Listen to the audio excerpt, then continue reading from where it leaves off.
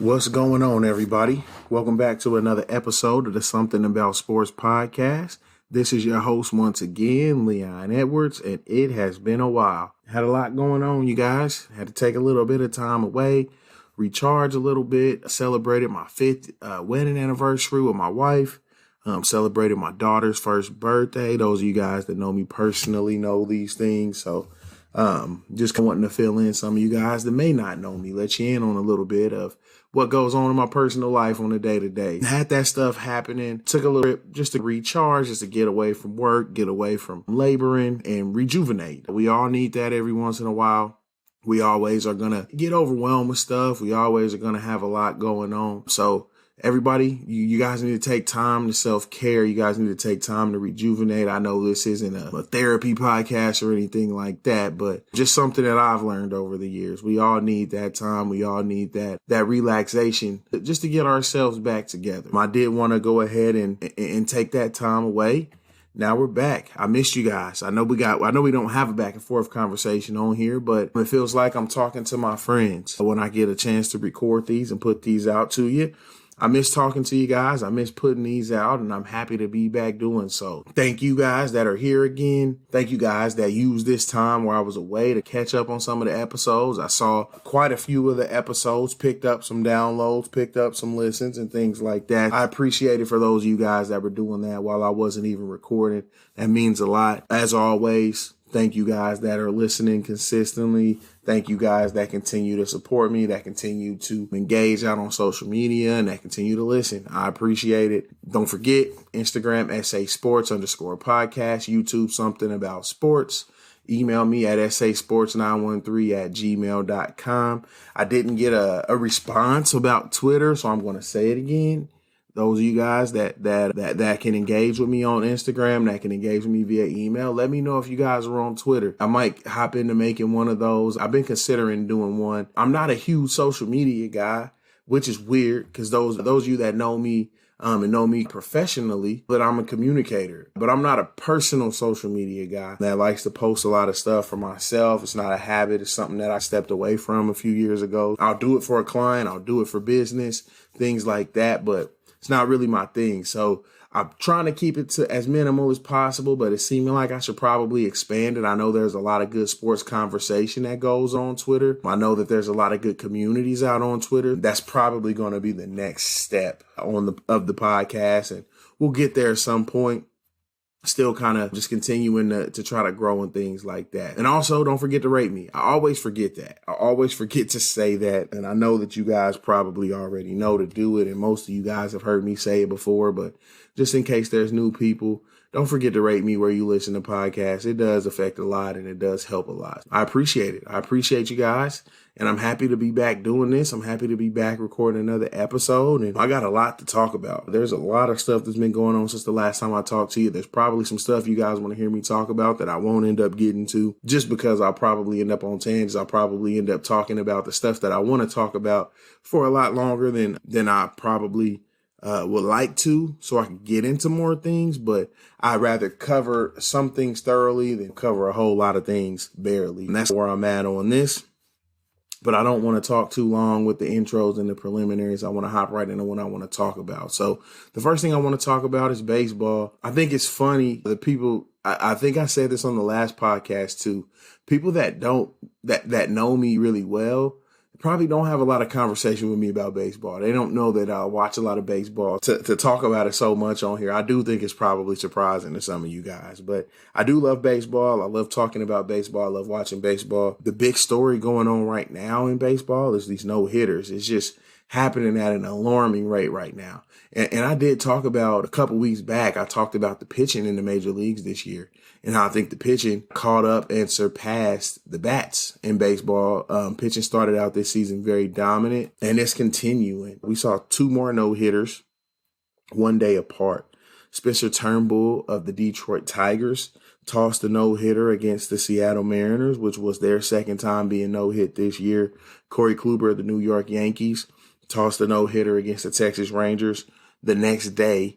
And that was also the second time that the Texas Rangers were no-hit this year. That's a very interesting thing to talk about, which we'll get into those things a little bit later. But I want to give these guys their credit. Spencer Turnbull, young up-and-coming guys, two guys at opposite ends of the spectrum getting no-hitters in back-to-back days. You got Spencer Turnbull, young up-and-coming guy for the Detroit Tigers that's showing a lot of promise. He started off rough this year, but most young pitchers do. It's part of that maturation process as pitchers. And you like to see these guys come out of their shell. He got an opportunity to go up against the Mariners, who seem like they've been struggling at the plate this year. And he no-hit them. And you got to give credit where credit's due. He seems like he has really good stuff. I've actually seen Turnbull quite a few times this year. He plays in the AL Central. So I've seen him a lot. And Corey Kluber's a guy who in years past I've also seen a lot. I've always liked Corey Kluber from his time with Cleveland. He gave the Royals a lot of trouble over his years there as well. But anyway, Turnbull, shout out to him for accomplishing that feat.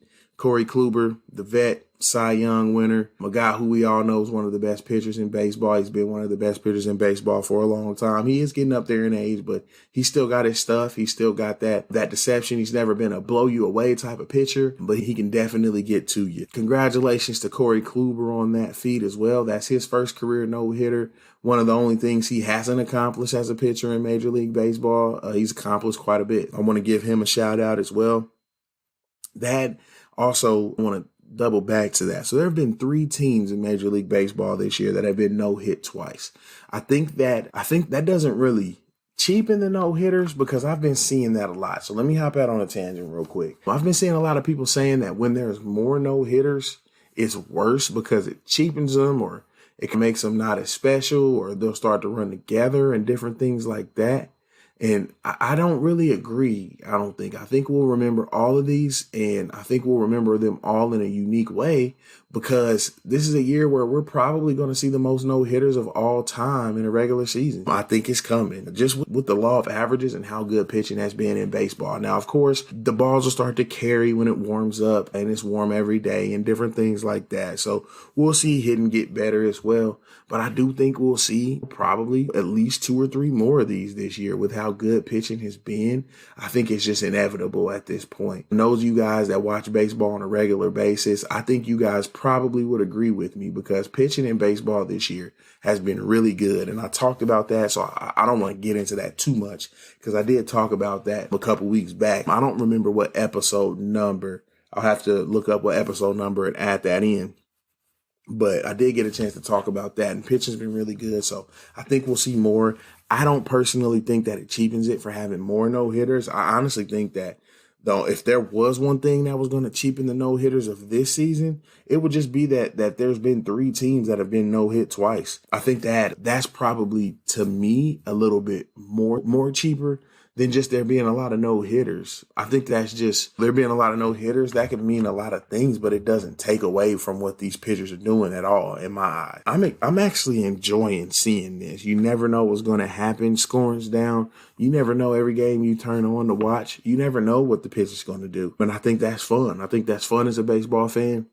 A lot of baseball fans like to see big scores. A lot of baseball fans like to see a lot of home runs. And I enjoy that too.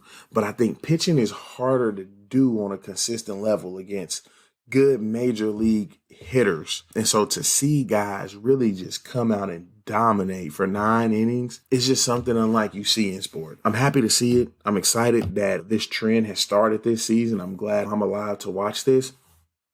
And I don't know where we end up at with no hitters this year. I believe we were at 7 on the season. I can see us ending at over 10, which would be unprecedented. It would be nuts if that really happened, but I wouldn't be surprised if it did. We're only at about the 40 game mark of the season, a few games over 40. It's very possible that we could see that happen with most teams having 120 games left. I think just with the law of averages, as far as how good the pitching has been and how many games are left, you probably see a few more of these. I'm excited to watch it. Ready to see how that all goes for the rest of the year. The other thing I wanted to talk about baseball is the young stars. I just want to give these guys their flowers and continue to bring their names to light because I think we'll see these guys blossom into absolute superstars in the United States, probably unlike we've seen in a long time. Ronald Acuna, Fernando Tatis, Vlad Guerrero Jr., Shohei Ohtani, those are guys that are must-watch TV right now. You can't not watch them. You can't not pay attention. And this is just for offensive guys. And of course, Shohei Ohtani as a pitcher as well. There are pitchers that are the same way, but I'm just wanting to shout out these young guys that are great hitters, that are electrifying the game right now. It's just beautiful to see. I can't remember a time where we've had this much young talent actually living up to the hype. All these guys were hyped up. All these guys have come up and started fast. A lot of times we see guys come up for a cup of coffee, end up back down, and we never see that same level from them again. These are guys who I think at this point it's safe to say this is who they are. They've been doing it at a consistent level for a long time, for long enough to at least give them the benefit of the doubt that this is who they are. I just want to give those guys a shout out. Some of my favorite baseball players right now and all of the young guys in the major leagues. I think that this wave of young talent and potential superstars is probably going to be a really big make or break group of guys for Major League Baseball in the United States. Major League Baseball in the United States has fallen behind. I would say that they're probably the fourth most supported, most watched major sport in the United States. And I think that these guys can help keep pace with that. The baseball's done a lot of things in recent years trying to make that happen. And I think that pushing these young guys that are really good and can really play, I think that's gonna help a lot. So I'll throw those names out there a lot. You guys that listen on a regular basis, you know that I talk about these kids all the time because I just think it'll be a travesty if the Major League Baseball doesn't take advantage of this right now, because it's crazy how much talent is coming up right now. How many guys are really good. I didn't even mention guys like Juan Soto, who we've seen be really good as well. Another guy who just popped in my head, and I'm forgetting guys. Those of you guys who really know baseball, I'm forgetting guys. I'm naming these guys off the top of my head, so I know I'm forgetting some people. But anyway, regardless of that, I just want to say I'll bring that up a lot. I'll talk about that a lot because I think that that's one thing that Major League Baseball has really failed on. They haven't really done a good job of transcending guys past the sport. So we'll see how this next wave goes. We'll see how these guys develop, and as they develop into superstars on the diamond, we'll see how their star grows off the diamond as well. As far as baseball, there's been so much that's happened since I last did this that I'll catch you guys up later, just because I got a lot of stuff I want to get to for the NFL. I got a lot of stuff I want to get to for the NBA, and I don't want this podcast to just be entirely too long. So we'll get back into some baseball stuff next time, and I'll make sure I give you guys some talks about the standings, surprise teams that are surprising, even at the bottom. We'll see how all that goes for episode 9. And then next up, I want to talk about the NFL. Undoubtedly, the biggest story in the NFL recently has been Julio Jones. Julio Jones is on his way out of Atlanta. I think most people saw the writing on the wall when they drafted Kyle Pitts, because they didn't really have to draft Kyle Pitts. And then Calvin Ridley's been doing what he's doing for the last 2 years. He's been putting up wide receiver 1 numbers as a wide receiver 2. So he's been doing what he's doing for the last couple years. They think he's ready to step into that wide receiver 1 role. So we'll see how that all shakes out for Calvin Ridley. But you still think about a team. You got Calvin Ridley and you got Kyle Pitts to build around. I think that's a great core, couple of great players that they can build around. They're ready to let Julio free, let him go to a team that's going to be winning. I think the funniest thing was Shannon Sharp calling Julio Jones on live TV, and Julio Jones basically just telling him like, hey, I'm not coming back to Atlanta. I'm out of there, man. I'm not coming back. And he's joking with him about not wanting to go to the Cowboys and different things like that. It's just something that I think was funny to see. I don't think he knew he was on the phone on TV. I don't think he knew that. I think he thought he was just talking to Shannon Sharp. But regardless, I thought that was pretty telling that Julio Jones was so confident that he wasn't going back to the Falcons. And I think that just shows you that this deal is going to get done before the season starts. Some of the teams I could see him ending up at, the Patriots, I wouldn't rule them out. I think that they've got a lot of capital. They've got a lot of players that they just signed. And I think that they would be a team that could go after Julio. And then you got the Indianapolis Colts, same thing. They got a lot of capital, a lot of cap space as well. Cap space is going to be a factor in this. Julio Jones is set to make a lot of money over the next couple years. Cap space is going to factor into this as well.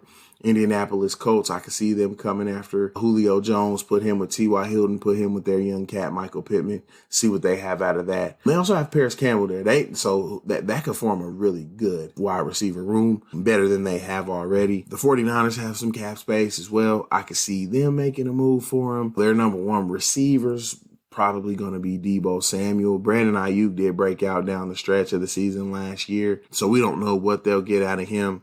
But it'll be cool to see if the 49ers decide to give their new quarterback, Trey Lance, a top receiver in the NFL. We'll see what he can do with him. The Chargers, of course, they have the capital. They have the cap space. They have the young quarterback that could benefit from that. I think that the Chargers offense could be absolutely insane with Julio Jones. When you talk about Keenan Allen, Mike Williams, Julio Jones, what a group of receivers to have. So that would be fun to watch with Justin Herbert. I hate that they would be in the AFC West going against my Chiefs twice a year, but I like Justin Herbert. I think he's going to be really good, and I think that would be a fun pairing. Then you got the Raiders.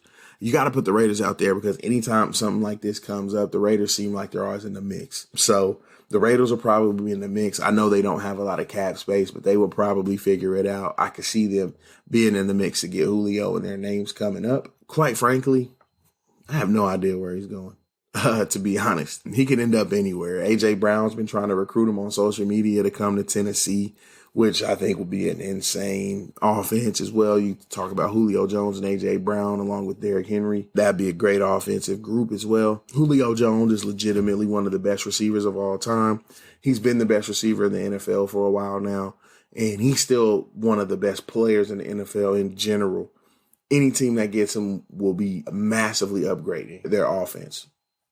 I don't know if there's any team out there that don't think that they would be upgrading their offense by getting Julio Jones. He's that good of a player still today. I think that he'll probably warrant a first-round pick. Somebody will give up a first-round pick for him. Would I be shocked if it ended up being a second-round pick? I don't think so. I think that with his age, with the money that he's demanding, and now knowing that he wants out as well, there's incentive to get rid of him. I can see teams backing off and lowballing a little bit just to see what they can get. And the second round pick may end up being the best that the Falcons can get.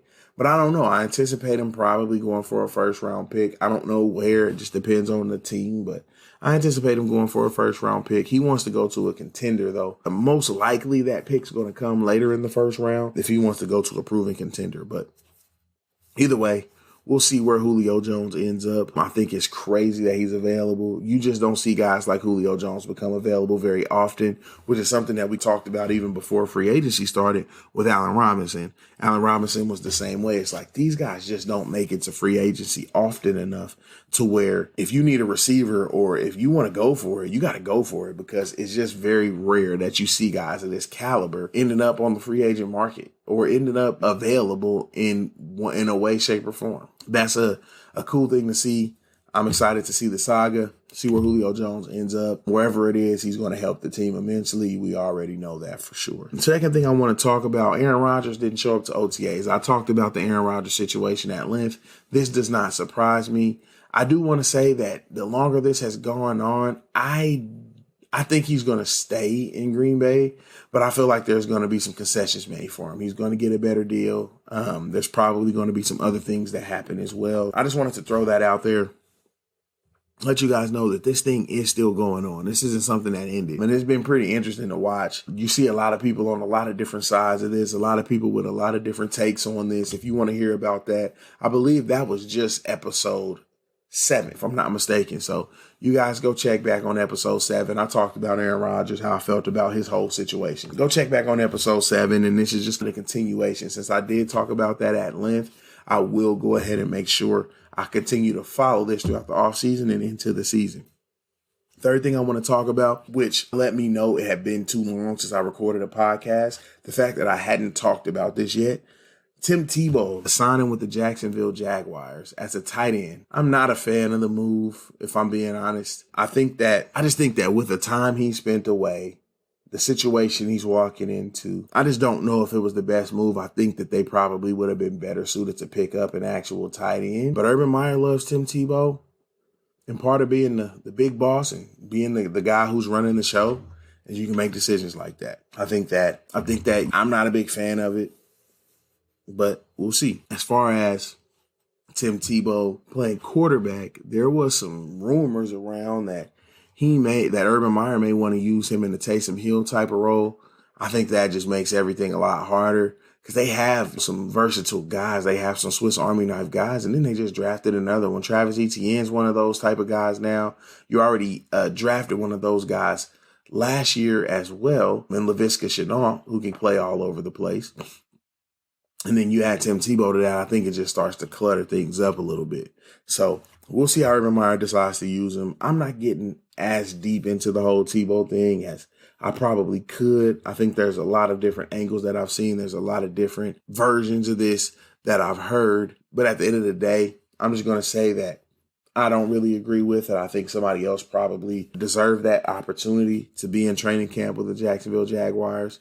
But we'll see if he makes the team, and we'll see how that all ends up there in Jacksonville. My guess is that he probably doesn't end up making the team unless they are going to use him in a Taysom Hill type of role.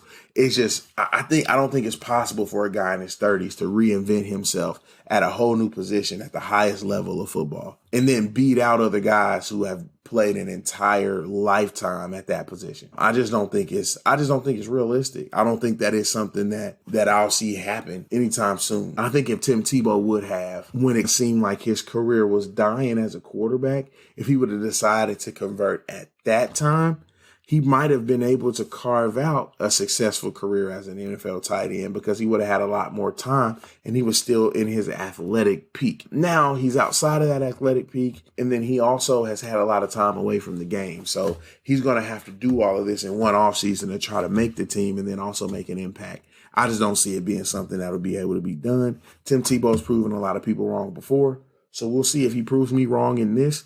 That's just my own opinion and my guess of what's going to happen with that. But as far as the Tebow thing, that's all I got for you guys on that. Dak Prescott's going into OTAs healthy. He's feeling good. He said he's moving good. That excites me. But I do think that also opens up a larger conversation. Dak Prescott got a lot of money. Dak Prescott's one of the highest paid athletes in the world now on an average annual value base. Dak Prescott got paid a lot. He's going to be under immense pressure because you're already under immense pressure as the quarterback of the Dallas Cowboys anyway. But now, after all of the controversy, after the whole saga about him not being signed, getting hurt, being on the franchise tag, just after all of that stuff happens, you get the big deal. You make more money than anybody else in the NFL at your position. You play for that organization, for that owner. The pressure's on. I love Dak Prescott. I think he can live up to it. But I think that's what I thought about as soon as I saw that he was healthy, is that like, all right, you're healthy now. Expectations begin. We'll see how it goes from there. So I'm excited to see you back out on the field. I hope he lives up to that hype. I don't quite believe he's going to end up winning a Super Bowl there. I think it's just going to be tough to do in Dallas in general. But either way, I'm happy he's healthy. I'm happy he's back. Patrick Mahomes, he also made his way back for OTAs. He was a lot more ahead of schedule. Dak Prescott, if you guys remember, he missed the majority of last season. He's had a long time coming to get back here. Patrick Mahomes, that happened to him just in January. He had his injury. He got his surgery on his toe. I believe that was in late February or early March. And he's already back moving. He's back participating fully at OTAs and different things like that. You just get excited to see these young quarterbacks working back. Joe Burrow's another one. Joe Burrow's one who actually, he showed up to OTAs. He said he was at about 85%, but he owed it to his teammates to see him grind. And for that, all the rest of the team showed up. I think that just speaks volumes about the character of Joe Burrow. I liked him anyway when he was at LSU. I will be honest, I was a little skeptical. I'm skeptical of any quarterback that only plays 1 year at the level that we've seen them, at the level that we expect them to play in the NFL. But I think Joe Burrow's situation was more circumstantial than talent. I think the talent has always been there. I think the cerebral part of the game has always been there. The confidence has always been there. And that's why I think he's different. I think he's going to end up having a really good career. And just little small things like this are those things that remind you of that and remind you why he was a number 1 overall pick. So I want to shout him out too. as far as coming back from those injuries and the quarterbacks and different things like that. The NFL announced the salary cap ceiling for 2022, which is going to be $208 million. That's up $26 million from 2021. And this is something that I've talked about probably a little bit more on the Point 5 episodes to the Chiefs fans, but this is something that I think it has not been getting taken into consideration enough this offseason. As teams are making a lot of moves and giving guys a lot of money and giving guys big deals, people are saying that's going to strap their cap and this and that. They haven't really been accounting for this big jump in the salary cap. And I don't think this is the last one over the next few years. I think we'll probably see another $15 or $20 million jump over the next 2 years after this, in 2023 or 2024 as well. There's so much money coming in from TV deals and things like that for the NFL. They get a new streaming deal every year. It's just something that I think they're going to continue to grow. And this is, mind you, after having that major setback in 2020 from losing a lot of money, you bounce right back and jump the salary cap almost $30 million. I'm interested to see what that does to free agency and what that does to different positional values and things like that. But it was something that I wanted to bring up because I thought that it was pretty interesting that ended up being the case. I thought it was interesting that it's going to jump that high, and I think that gives a lot of teams a lot of flexibility for next season. So those teams in win-now windows can actually really go for it. The last thing I want to talk about with the NFL is Wontarius Bryant. Oh, okay, so it might be John Terrius Bryant or Wontarius Bryant. I'm sorry if you or somebody is listening. I'm guessing your name right now. I'm probably butchering it, but it looks like Wontarius, so that's what I'm going to go with. Wontarius Bryant was a defensive back at Austin Peay University. He got a hoax text from an Atlanta area code, basically somebody impersonating Dean Pease, inviting him to training camp for a tryout. He shows up the first day. They basically tell him, like, yeah, that wasn't me. We didn't really invite you.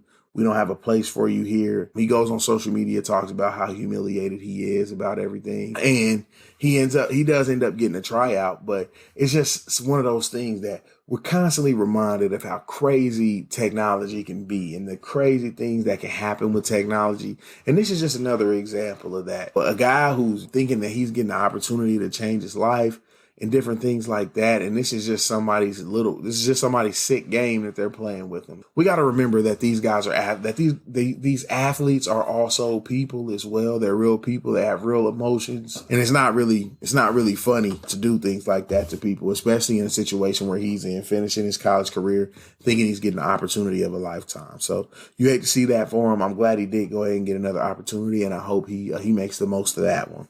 And then talking about athletes being people, regular people and different things like that and having feelings and stuff, that's something that's going to play into this next segment for the NBA. I want to talk about the NBA next and what's going on with the playoffs, some of the playoff series that are going.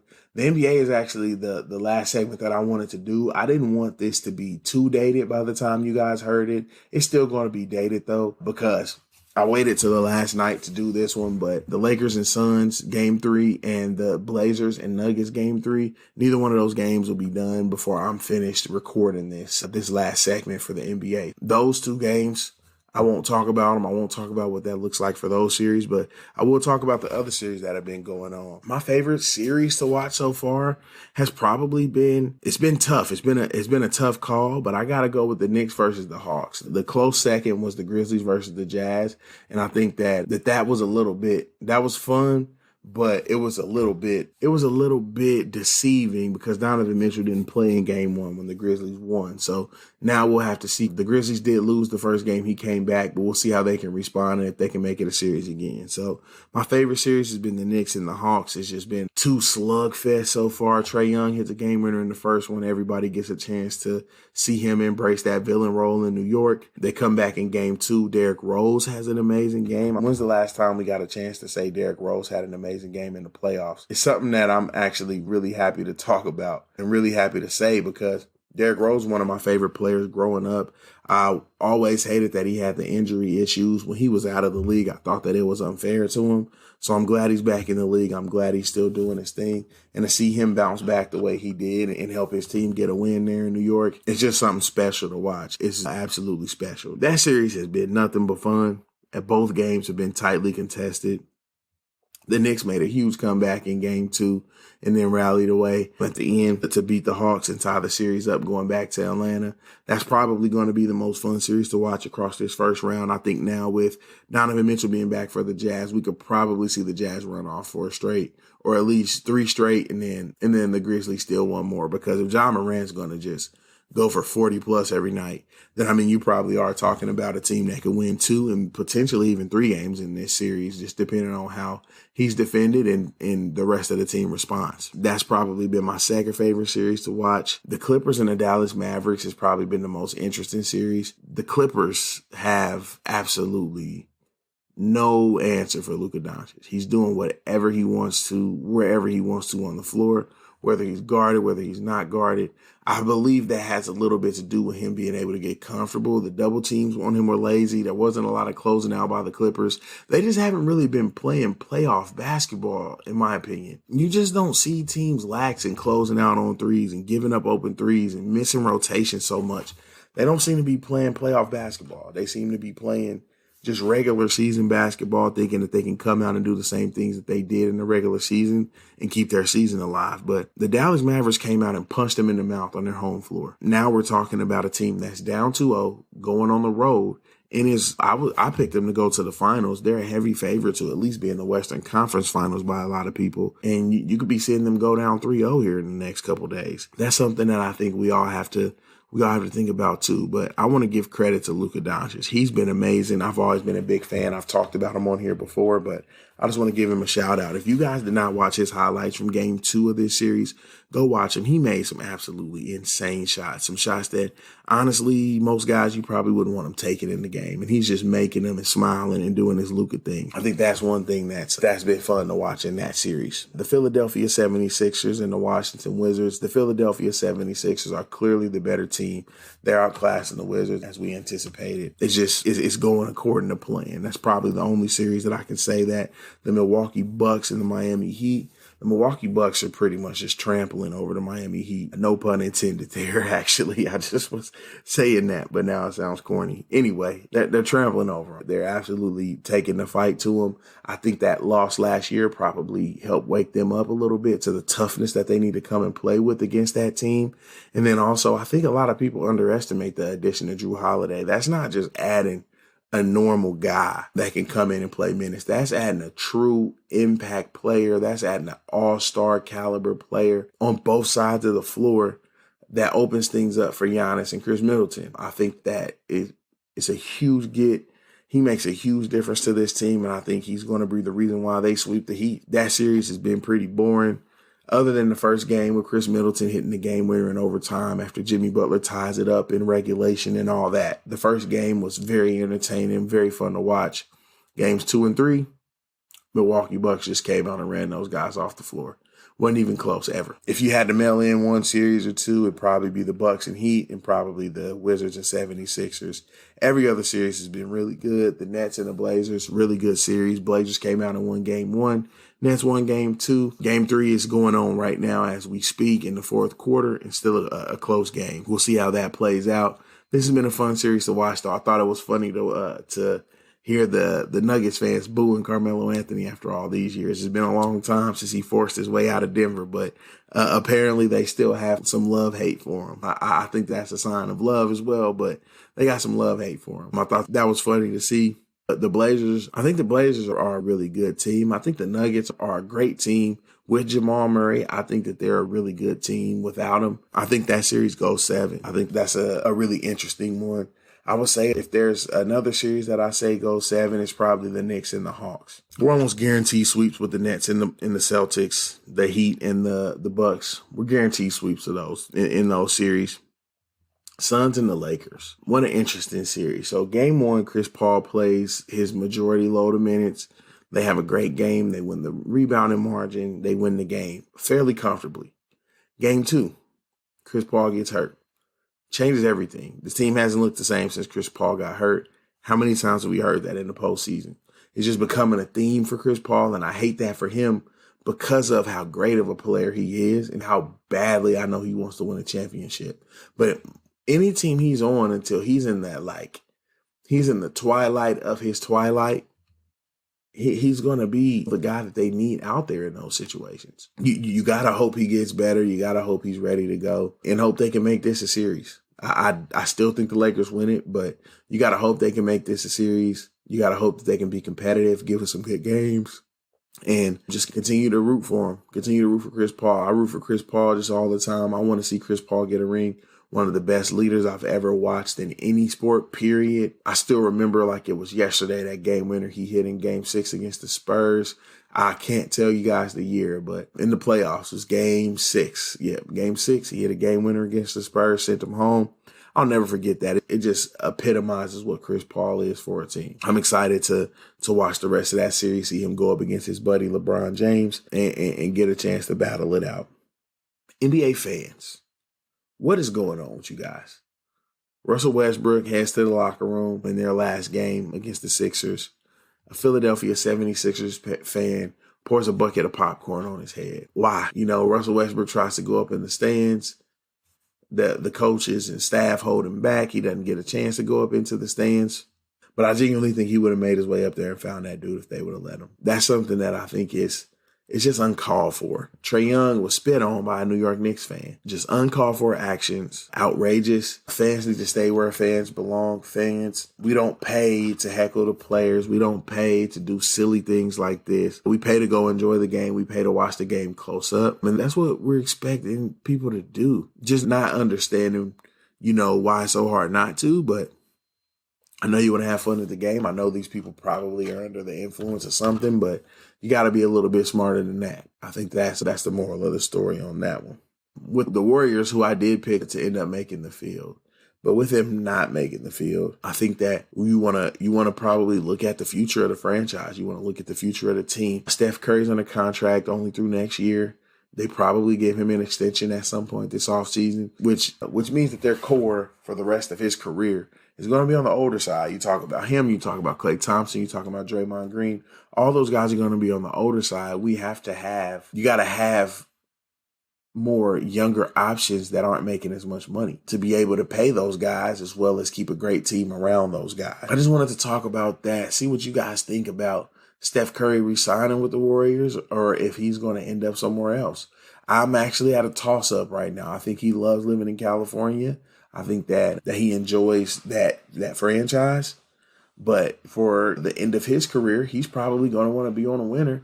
And I think if Golden State can't prove that they're going to be a winner at some point over the next 3 or 4 years, then it might be smarter for Steph Curry to find another opportunity elsewhere. So we'll see how that plays out. I wanted to talk about Derrick Rose next, but I did get a chance to talk about him in the series recap. But I'm just happy for Derrick Rose. I'm happy for what he's doing. We've seen it come through every once in a while, ever since all the injuries hit him hard. We've seen that come through a little bit. But for him to be doing it back again at a consistent basis, I think that makes the Knicks a lot more scary in the playoffs. If you got vintage D Rose playing for you, along with Julius Randle, most improved player Julius Randle, who's just been absolutely outstanding this year. I've talked about him already on the podcast too. So you got him on your team as well. Team has potential to be really good. And then you talk about adding a star. I saw some rumors pop up about Kawhi Leonard today actually going to the New York Knicks. I don't know how serious that is. I don't know what source that came from or anything like that, but I did see that somewhere.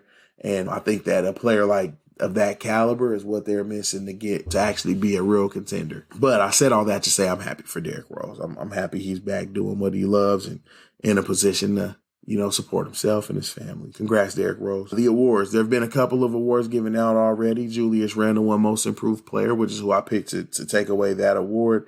Jordan Clarkson, also who I picked, won the Sixth Man of the Year award. And it was presented to him by Joe Ingles. If you guys are Utah Jazz fans or if you just like cool stuff, nice stuff, the way that he presented this, the way that Joe Ingles presented the trophy to Jordan Clarkson, I think it was pretty cool. It added a nice touch. So if you haven't seen it, go check it out. It's actually a pretty cool thing. Both of those guys well deserved. I talked about both of them in the last episode, the special edition, the NBA playoff preview and awards. You can go check out what I said about both of these guys in that episode. And then in this episode, I talked about them before, but Ja Morant, another young star in the NBA, You just want to give him his flowers for what he's done, what he did in the play-in tournament, and what he did in game 2 of that series. And really in both games. He led his team to a victory in game 1. In game 2, he went absolutely supernova, scoring the basketball. So Ja Morant and Zion Williamson, that's going to be an age-old discussion. Who was better than who you should have bought. Anybody who was there. We all know that Zion Williamson would have gone number 1. If he didn't go number 1, you probably lose a job if you were a GM. But I think that Ja Morant was a hell of a consolation prize, probably one of the better consolation prizes out there in recent memory. I'm excited to watch him play every time he plays because of the way that he plays. He plays above the rim. He plays in the painted area. He plays from the three-point line. He can score from anywhere. He plays relentless defense. He's a competitor, just an all-around great player. I'm glad he's in the playoffs again. I'm glad we get a chance to see that version of him. And I'm excited to continue to follow it and watch it as well. That was the last thing I had written down, was to talk about Ja Morant as far as my notes here of how I wanted to order this out. I got through this a lot faster than I thought I would be ranting, and I thought I would have a lot more to say about some of this stuff. And I think I did a pretty good job of covering everything. You guys will have to let me know that if I didn't touch on something for long enough, or if you wanted more information. I had more on most of this stuff, but I just wanted to stream of consciousness, as I've told you guys before, and different things like that. I'm excited for it to go ahead and get out. It's been a while, like I established already at the beginning. I know those of you guys that listen to me regularly, I know you guys are waiting for one too. I'll make sure I get this one out as soon as possible. I appreciate all you guys. Don't forget to follow Instagram, SA_Sports_podcast, YouTube, Something About Sports. And then also rate me, like me, wherever you listen to your podcast as well. YouTube, Something About Sports. Email address, sasports913@gmail.com. And then don't forget to rate me. I appreciate you guys that are still here hanging out. I appreciate you guys for continuing to listen, continuing to support, continuing to help this podcast grow. I appreciate it. And that's all I have for you guys today. It ended up going short, but I hope you guys enjoy this one. And until next time.